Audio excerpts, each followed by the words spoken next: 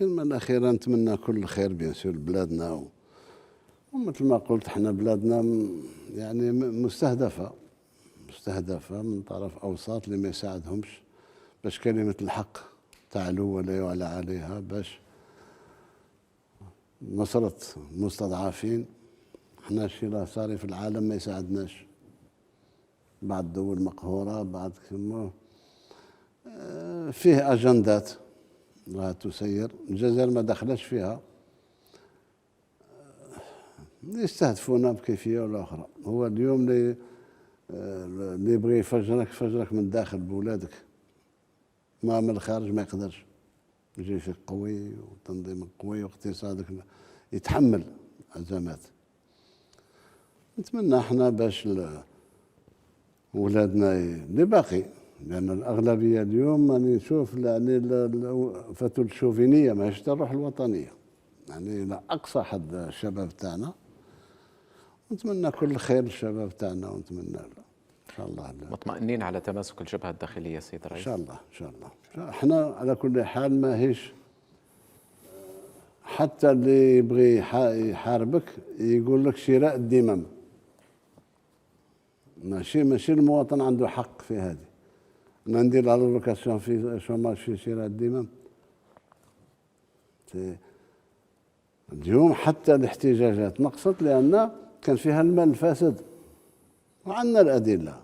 عرفتنا مع مرحلة تاع كوفيد اللي علمتنا بزاف صوالح، لأن ذاك الوقت الدولة كان عندها يعني عليها الثقل نتاع الكوفيد ونتاع، ما قدرناش ننطلقوا في البرنامج الحقيقي واستغلوها جماعة.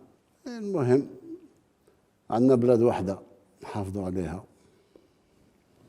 اللي يحب يدافع عن الديمقراطية، الناس راها تلاحظ بصفة عامة أن الجزائر رجعت لمكانتها، وما زال صار تمشي إلى أبعد.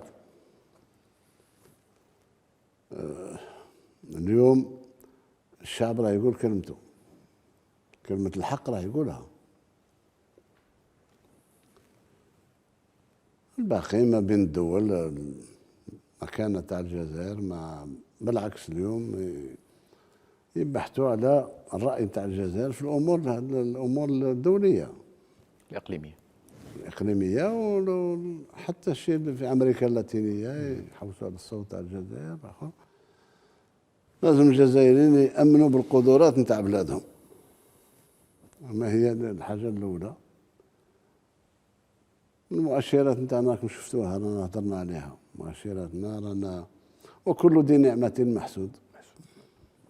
هذا هو كل يساعدهم. انتهى الدولة اللي 20 سنة هم يحاربوا فيها باش يكسروها، اللي كانوا يدعموا فيهم وكذا طاحوا، ما تساعدهمش. هذا فشل بالنسبة لهم، بالنسبة لسياساتهم، بالنسبة لهم. يخص المثل السيء يجي من الجزائر.